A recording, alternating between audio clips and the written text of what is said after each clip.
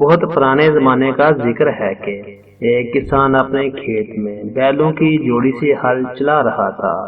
اچانک جنگل سے ایک بڑا سا شیر نکلا اور اس نے نہایت سلیقے سے کسان کو سلام کر کے کہا، کیسی گزر رہی ہے میرے دوست؟ کسان کی پہلے تو شیر کو دیکھ کر جان نکل گئی، مگر شیر کا دوستانہ انداز دیکھ کر اسے تسلی ہوئی۔ اس نے سوچا کہ شیر ڈائلاگ کرنے آیا ہے تو خیریت اسی میں ہے کہ اس سے بات چیت کی جائے۔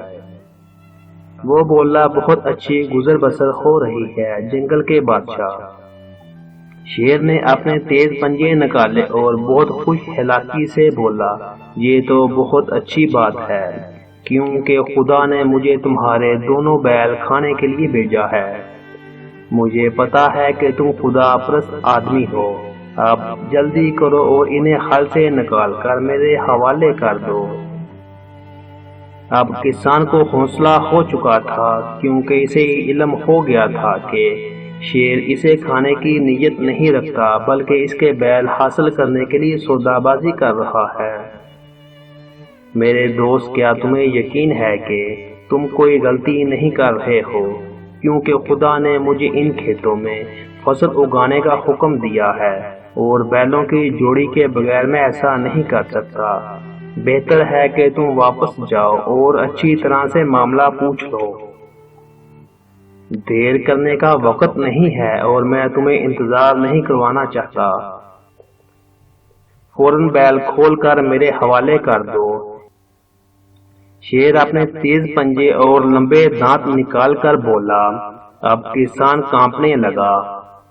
اس نے شیر کی منت سماجت شروع کر دی۔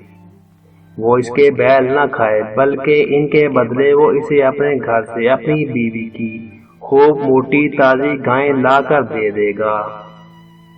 شیر بہت قانون پسند تھا اور لوٹ مار پر یقین نہیں رکھتا تھا۔ وہ ہمیشہ کوشش کرتا تھا کہ اسے بلا جبر مال مل جائے۔ وہ راضی ہو گیا۔ کسان نے اپنے بیل سنبھالے اور ہانپتا کانپتا اپنے گھر پہنچا۔ وہ کانپ اس لیے رہا تھا کہ اس بیچارے کی بیوی شیر سے بھی زیادہ خونخوار تھی۔ اسے جلدی گھر آتے دیکھ کر وہ چیخی، ہڈ حرام، تم کام کیے بغیر ہی واپس آ گئے۔ کسان نے اسے شیر کے بارے میں بتایا کہ وہ اس کے بیل کھانا چاہتا تھا، مگر اس نے بامشکل شیر کو گائیں کھانے پر راضی کر لیا ہے۔ یہ سنتے ہی اس کی بیوی اسے برا بھلا کہنے لگی، تمہارے یہ نکھٹو بیل بچ جائیں اور میری دودھ دینے والی گائیں کو شیر کھا لے، بچے دودھ کہاں سے پئیں گے؟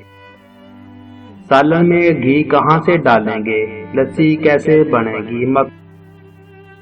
مکھن لگی روٹی کیسے کھانے کو ملے گی؟ تمہیں کچھ عقل بھی ہے یا نہیں؟ کسان اب تک شیر اور بیوی سے ڈانٹ کھا کر تنگ آ چکا تھا۔ تنگ ہو کر بولا، اگر بیل نہیں ہوں گے تو گندم کہاں سے آئے گی جس کی روٹی پر مکھن رکھنا ہے؟ مکھن کے بغیر گزارا ہو جائے گا، روٹی کے بغیر نہیں ہوگا۔ گائے کی رسی کھولو اور مجھے دو۔ بیوی آپے سے باہر ہو گئی۔ تم بدھو نہ ہوتے تو کوئی چکر چلا کر شیر سے جان چھڑا لیتے۔ تم اتنی سیانی ہو تو تم کوئی منصوبہ بنا لو۔ ٹھیک ہے، لیکن میری بات کان کھول کر سن لو۔ شیر کے پاس جا کر اسے بتاؤ کہ گائیں تمہارے ساتھ آنے پر رضامند نہیں تھی، تمہاری بیوی اسے لا رہی ہے۔ پھر آگے میں دیکھتی ہوں کیا کرنا ہے۔ کسان بہت بزدل تھا۔ اسے بھوکے شیر کے پاس خالی ہاتھ جاتے ہوئے ڈر لگ رہا تھا، لیکن اسے اپنی بیوی شیر سے بھی زیادہ ہونہار لگتی تھی۔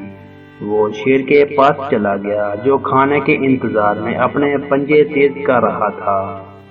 اسے پتا چلا کہ گائیں کے آنے میں کچھ دیر ہے تو غصے سے گرجنے لگا۔ کسان کی ٹانگیں کانپنے لگی اور اس نے اپنی عافیت کے لیے دعائیں مانگنا شروع کر دی۔ ادھر کسان کی بیوی نے اپنے جسم کے گرد کئی کپڑے لپیٹے اور اوپر کسان کے کپڑے پہن لیے تاکہ خوب موٹی تازی دکھائی دے۔ اس کے بعد اس نے خوب اونچے شملے والی پگڑی باندھی اور منہ پر کپڑا لپیٹ لیا۔ اس کے بعد وہ گھوڑے پر سوار ہوئی اور کلہاڑی لہراتی ہوئی کھیتوں کی طرف چلی۔ جب وہ کھیتوں کے کنارے پہنچی تو زور زور سے بولنے لگی، خدا کرے کہ مجھے جلدی سے کوئی شیر مل جائے، کل سے میں نے کوئی شیر نہیں کھایا ہے۔ کل قسمت اچھی تھی کہ مجھے ناشتے کے لیے 3 شیر مل گئے تھے۔ شیر نے یہ الفاظ سنے تو سر اونچا کر کے دیکھا، اتنا لمبا چوڑا اور لہم شہم آدمی اپنی طرف آتا دیکھ کر اس کے اوسان ہتا ہو گئے۔ وہ ایسے اندھا ہو کر جنگل کی طرف بھاگا کہ اس نے اپنے ساتھی گدڑ کو ہی کچل ڈالا۔ شیر ہمیشہ اپنے ساتھی ایک گدڑ کو بطور خادم رکھتے تھے۔ گدڑ ان کے لیے کھانا لگاتے تھے اور کھانے کے بعد میز صاف کرتے تھے۔ اس کے بعد انہیں بچا کچا شکار کھانے کو مل جاتا تھا۔ میرے آقا آپ کدھر دوڑے جا رہے ہیں؟ گدڑ نے پوچھا۔ بھاگو بھاگو، ادھر کھیت میں ایک شیطانی گھوڑا سوار آ رہا ہے جو 3 شیر کھا کر بھی ڈکار نہیں لیتا، شیر نے بھاگتے بھاگتے کہا۔ گدڑ ہنسا، میرے آقا آپ کی آنکھیں تیز دھوپ سے چندیا گئی تھی۔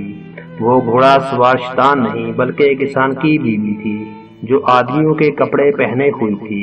کیا تمہیں یقین ہے؟ شیر نے پوچھا۔ بالکل، اور میرے آقا کی آنکھیں سورج کی وجہ سے بند نہ ہو گئی ہوتی تو وہ خود بھی اس گھوڑے سوار کی چٹیائی دیکھ لیتے۔ گدڑ بولا، کیا ضمانت ہے کہ تم سچ بول رہے ہو؟ میں نے خود اپنی آنکھوں سے اس شیطانی نما گھوڑے سوار کو دیکھا ہے۔ بزدل شیر نے سوچ میں پڑتے ہوئے کہا، ڈرتا کون کم بہت ہے، میرے ساتھ آئے اور ایک عورت کی وجہ سے اپنا کھانا نہ گوائیں۔ گدڑ بولا، ہو سکتا ہے کہ تمہیں رشوت دے گی ہو کہ تم مجھے مروا ڈالو۔ شیر نے اسے شبے کی نظر سے دیکھتے ہوئے کہا، ایسی بات ہے تو دونوں اکٹھے چلتے ہیں۔ گدڑ نے اسے تسلی دی، ہو سکتا ہے تم مجھے وہاں لے جاؤ اور پھر بھاگ نکلو۔ شیر نے شبہ ظاہر کیا، آپ ایسا کریں کہ اپنی دم سے میری دم باندھ دیں، پھر میں اکیلا نہیں بھاگ سکوں گا۔ گدڑ نے شیر کو دلاسا دیا۔ اس کا بھوک سے برا حال تھا اور وہ بیل کے گوشت سے کسی قیمت پر محروم نہیں ہونا چاہتا تھا۔ شیر مان گیا، اس نے اپنی دم سے گدڑ کی دم باندھ دی اور دونوں کھیت کی طرف چل پڑے۔ اب ادھر کسان اور اس کی بیوی کھیت میں فتح کا جشن مناتے ہوئے شیر کی بے وقوفی پر ہنس رہے تھے۔ اچانک اس کی نظر شیر اور گدڑ کی جوڑی پر پڑی جو ان کی طرف آ رہی تھی۔ بھاگو، ہم ماریں گے، کسان بولا۔ کچھ نہیں ہوا، کانپنا بند کرو اور چپ کر کے بیٹھو، اس کی بیوی نے اسے ڈانٹا۔ جب شیر اور گدڑ اتنا قریب پہنچ گئے کہ ان تک آواز جا سکی تو بیوی بہت پیار بھری لیکن بھاری مردانہ آواز میں بولی، تم کتنے اچھے ہو میرے پیارے گدڑ، تم نے اپنے وعدے کا پاس کیا اور اتنے موٹے تازے شیر کو لے آئے، تمہیں اس کا انعام ملے گا، اس کی ساری ہڈیاں میں تمہیں دوں گی۔ شیر کے اوسان خطا ہو گئے، وہ ایسا خوف زدہ ہوا کہ بے تحاشا چھلانگیں مارتا ہوا جنگل کی طرف بھاگ نکلا۔ گدڑ بیچارہ اس کی دم سے بندھا ٹھپے کھا کھا کر زمین سے ٹکراتا اور گھسیٹتا جاتا۔ وہ جیسے ہی تکلیف سے چلاتا تو شیر اور دوڑتا اور زیادہ تیز سے دوڑتا۔ شیر اپنی جان بچانے کو پتھروں، کنکریوں، کانٹے دار جھاڑیوں کی پرواہ کیے بغیر پوری قوت سے دوڑتا رہا اور گدڑ ان سے ٹکرا کر زخمی ہوتا رہا۔ شیر اس وقت رکا جب جنگل کے اندر پہنچ چکا تھا۔ وہ تھکن اور خوف سے نیم مردہ ہو چکا تھا۔ اس نے پیچھے دیکھا تو گدڑ مر چکا تھا۔ نتیجہ، شیر اگر بزدل ہو تو گدڑ کو اس کے ساتھ اپنی دم نہیں باندھنی چاہیے۔ شیر تو بچ جاتا ہے مگر گدڑ مارا جاتا ہے۔